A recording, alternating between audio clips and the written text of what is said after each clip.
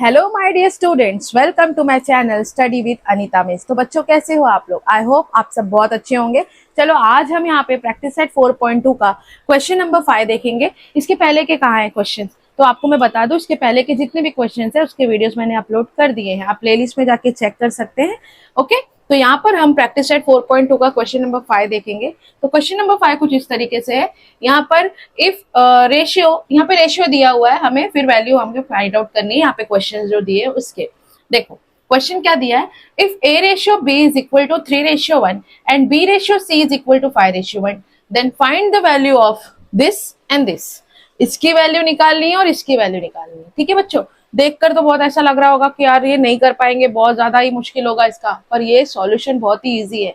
आपको ये रेशियो का इस्तेमाल करना है और इसी रेशियो की वैल्यू को इसको पुट करना है और वैल्यू हमें फाइंड आउट करनी है। ठीक है, तो चलो हम स्टार्ट करते हैं। यहाँ पर हमारा सॉल्यूशन हम स्टार्ट करते हैं। तो हमें जो दिया है उसका रेशियो पहले हम ले लेते हैं। हमें क्या दिया हुआ है, if A ratio B is equal to 3:1, right.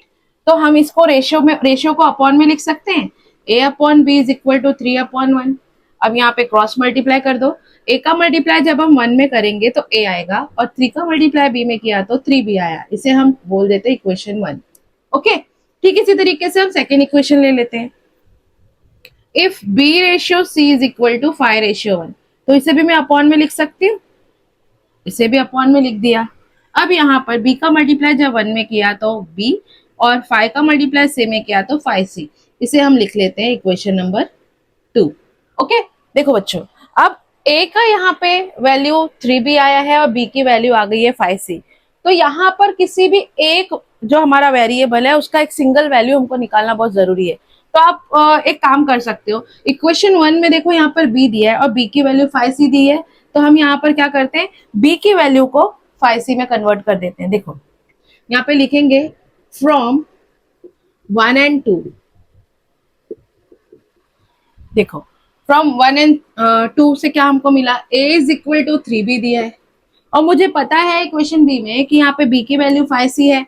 तो मैं इस b की जगह 5c रख सकती हूँ ना। ओके, तो मैंने यहाँ पे क्या किया, मैंने यहाँ पर b की जगह पे क्या रख दिया, 5c। तो a की वैल्यू हमारी क्या आ गई, 5 3 जा 15c। ये मेरी a की वैल्यू मुझे मिल गई। ओके, अब मैं क्या करती हूँ, इस फर्स्ट वाले हमारे जो क्वेश्चन हमको दिया गया है हम इसका आंसर देखेंगे कि आंसर क्या आता है। मुझे क्या क्वेश्चन दिया हुआ है, a cube upon 15b² and whole cube दिया हुआ है। तो मैं यहाँ पर क्या करती हूँ, a की वैल्यू को पुट कर देती हूँ। देखो बच्चों, a की वैल्यू यहाँ पे क्या है, 15c और इसका क्यूब, राइट। और 15b की वैल्यू क्या है, 5c। तो मैं यहाँ पर 5c² लिख सकती हूँ मल्टीप्लाई बाय c। ओके, और इसका पूरा होल क्यूब, तो मैंने इसका होल क्यूब भी दे दिया। यहां तक आपको समझ में आया बच्चों? देखो मैंने पहले क्या किया, रेशियो से a की वैल्यू निकाली, सेकंड वाले रेशियो से b की वैल्यू निकाली। अब इस b को, जो b की वैल्यू है उससे रिप्लेस कर दिया, तो यहाँ पर a की दूसरी वैल्यू आ गई। इसी a की वैल्यू को मैंने इसके क्वेश्चन में पुट किया है। ओके, देखो अभी यहाँ पे 15c कितनी बार है, 3 बार है। मैं 15c को 3 बार लिख सकती हूँ, 15c अपॉन, यहाँ पे देखो बच्चों 15 यहाँ पे एक बार है और 15 यहाँ पे c है, तो 15 का मल्टीप्लाई c में किया तो यहाँ पे आ गया 15c। और 5c कितनी बार है बच्चों, 5c 2 बार है, तो मैं 2 बार लिख सकती हूँ, राइट। अब देखो जो कट होता है उसे कट कर दो। हाँ, इसका होल क्यूब भी है, तो ये होल क्यूब भी हमको याद रखना है। अब जो कट होता है उसको कट कर दो, 15c से 15c कट और 5c, 5 3 जा 15 और सेम यहाँ पे भी आ जाएगा 5 3 जा 15। तो यहाँ पर 3 3 जा 9, 9 का क्यूब, 9 का क्यूब क्या होता है, 9 9 जा 81, 81 मल्टीप्लाई बाय 9 करेंगे तो क्या हो जाएगा, 9 मल्टीप्लाई 9 मल्टीप्लाई 9, 9 क्यूब का मतलब यही होता है ना। अब 9 9 जा 81, 81 का मल्टीप्लाई 9 में किया तो क्या आ जाएगा, 9 1 जा 9, 9 8 जा 72। आंसर आ जाएगा हमारा 729। ये तो हमारे फर्स्ट क्वेश्चन का आंसर हमने निकाला। कितने इजी तरीके से निकाला है बच्चों, एकदम इजी है। बस आपको समझने की जरूरत है कि फर्स्ट रेशियो से a की वैल्यू, सेकंड रेशियो से b की वैल्यू फिर जो ए में यहाँ पे बी दिया था, बी के जो हमारा वैल्यू था उससे रिप्लेस कर दिया, तो ए की दूसरी वैल्यू आ गई। इसी ए की वैल्यू को यहाँ पे पुट किया और यहाँ पे बी की वैल्यू को पुट किया और फिर सिंप्लीफाई करके हमने हमारा आंसर इजीली निकाल लिया। ओके, चलो इसका स्क्रीनशॉट ले लो। हम जो ये सेकंड क्वेश्चन है इसकी वैल्यू निकालते हैं। चलो ओके स्टूडेंट, तो यहाँ पे मैंने क्वेश्चन नंबर 2 लिख दिया है। क्वेश्चन नंबर 5 का क्वेश्चन नंबर 2 क्या दिया है, ए स्क्वायर अपॉन 7bc। सेम हमें यही चीज करनी है, यहाँ पे जिसकी वैल्यू जो दी है वो वैल्यू हमको पुट करनी है। अब ए की वैल्यू क्या है 15c, तो यहाँ पे 15c का स्क्वायर हो गया। ओके, यहाँ पे 7 ऑलरेडी है, 7 लिख दो। बी की वैल्यू क्या है 5c, तो यहाँ पर मैंने लिख दिया 5c मल्टीप्लाई, सी को हम सी ही रखेंगे। ठीक है, अब देखो 15c को कितने बार लिखना है, 2 बार। यहाँ पे हम 15c को 2 बार लिख देंगे। अब यहाँ पे 7 सॉरी इसको ऐसे लिख देते, चलो 7 multiply by 5c multiply by c। ठीक है, अब इसको कट कर देते हैं। 5c से इसको कट किया तो ये आ जाएगा 5 3 जा 15 एंड c से c कट हो गया। ठीक है, तो यहाँ पे क्या बचा 15 3 जा 15 मल्टीप्लाई बाय 3 एंड नीचे बचा है 7। तो 15 3 जा क्या होता है 45 और नीचे आ गया हमारा 7। तो हमारा आंसर क्या आया 45/7। ये और सिंप्लीफाई नहीं होगा तो इसका आंसर यही होगा। देखा कितने इजीली तरीके से हमने आंसर निकाल दिया। चलो फटाफट स्क्रीनशॉट ले लो, बढ़ते नेक्स्ट क्वेश्चन की तरफ।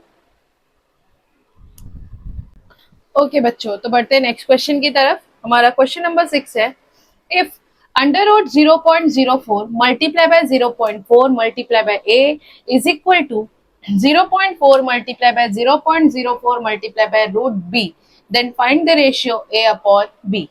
बहुत खतरनाक है मिस, मैं तो कर ही नहीं पाऊंगा। अरे यार, जितना जो खतरनाक दिखता है ना उसका सॉल्यूशन उतना ही इजी होता है, बस ये याद रखना। ठीक है, तो हमें जो क्वेश्चन में दिया है हम सबसे पहले उसको हम नीचे उतार लेते हैं, डरना मत बिल्कुल। चलो, तो यहाँ पे हमने क्या किया, क्वेश्चन को नीचे उतार लिया। ओके, ये आ गया और यहाँ पे दिया हुआ है 0.4 multiply by 0.04 multiply by root B. अब मुझे वैल्यू निकालनी है ए अपॉन बी की। देखो बच्चों, सिंप्लीफाई करने के लिए मैंने जो क्वेश्चन में दिया था हम उसको नीचे उतार लेते हैं। ठीक है, अब इसका रूट और इसका रूट, देखो इन दोनों का रूट अलग अलग कर दो पहले, तो इसको भी रूट दे दो, इसे भी रूट में रख लो और इसका खुद का एक रूट दे दो अलग। अब यहाँ पे 0.4 है, 0.04 मल्टीप्लाई बाय रूट बी है, सॉरी बी। ओके, अब एक काम करते हैं, ए और बी वाली फैमिली को एक जगह रखते हैं, नंबर को नंबर के पास भेज देते हैं। तो यहाँ पर रूट ए ऑलरेडी है, रूट बी को यहाँ पे बुला लो तो ये आ जाएगा इसके नीचे, और यहाँ पे 0.4 मल्टीप्लाई 0.04 ये ऑलरेडी है और हम इसे नीचे बुला लेंगे, तो ये अंडर रूट में यहाँ पे आ जाएगा 0.04 मल्टीप्लाई बाय 0.4। ओके, अब यहाँ पे रूट है, मुझे रूट में नहीं चाहिए, मुझे बिना रूट के अपॉन बी चाहिए। तो हम क्या करेंगे, taking square on both side, हम इसका स्क्वायर ले लेंगे तो स्क्वायर से रूट कट हो जाएगा। तो यहाँ पे मैंने लिख दिया taking square on both side. ठीक है, अब इसका हमने स्क्वायर ले लिया तो ये क्या हो जाएगा, रूट ए अपॉन रूट बी, इसका स्क्वायर कर दिया। 0.4 मल्टीप्लाई 0.04 अपॉन 0.04 मल्टीप्लाई बाय 0.4, इसका भी स्क्वायर कर दिया। ओके, अब इसका सॉल्यूशन देखो, इसके स्क्वायर से इसका रूट कट हो जाएगा तो यहाँ पे आ जाएगा a अपॉन बी।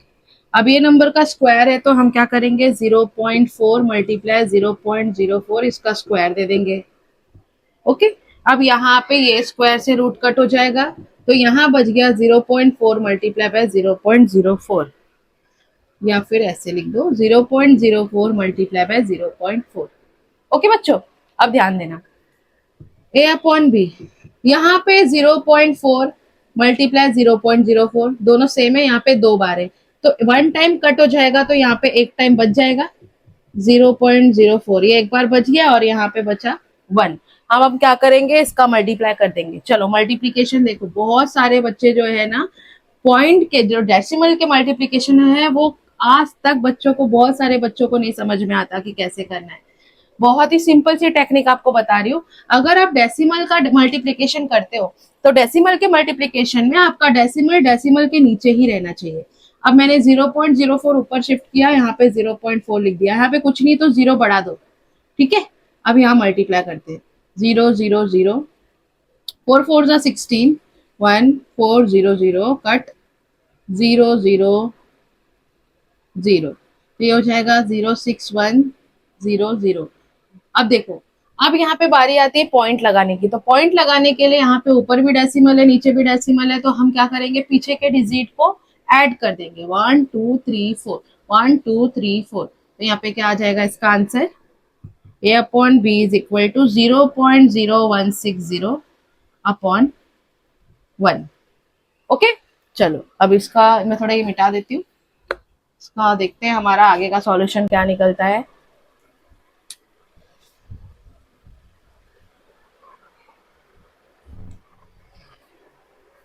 ओके बच्चों, देखो ध्यान दो। अभी यहाँ पे मैंने जो सॉल्यूशन हमारा निकला है कुछ इस तरीके से। अभी भी हमारा सॉल्यूशन पूरा निकला नहीं है, यहाँ पे डेसिमल है, डेसिमल को मुझे हटाना पड़ेगा। तो डेसिमल हटाने के लिए मैं क्या करूंगी, यहाँ के पॉइंट को हटा दूंगी। तो पॉइंट हटाने के लिए डेसिमल के बाद कितने 0, 1 2 3 4, ये 0 का कोई मतलब भी नहीं है, ठीक है, इसे हम ऐसे हटा देते हैं। यहाँ पर देखो 1 2 3, तो हम क्या करेंगे, इस पॉइंट को 1 कंसीडर करो, 1 2 3, 1 2 3, 3 0, मतलब 1000 से अगर मैं इसमें मल्टीप्लाई करूंगी तो मेरा डेसिमल हट जाएगा, ऊपर किया तो नीचे भी करेंगे, ठीक है।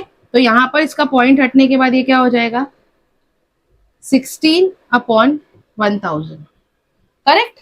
अब हम इसको सिंप्लीफाई करते हैं, 2 के टेबल से कट कर दो, 2 8 जा 16, 2 5 जा 10, 0 0, 2 4 जा, और ये इसका हो जाएगा 250 और कट हो जाएगा, 2 2 1 जा 2, 2 2 जा 4, 2 5 जा 10।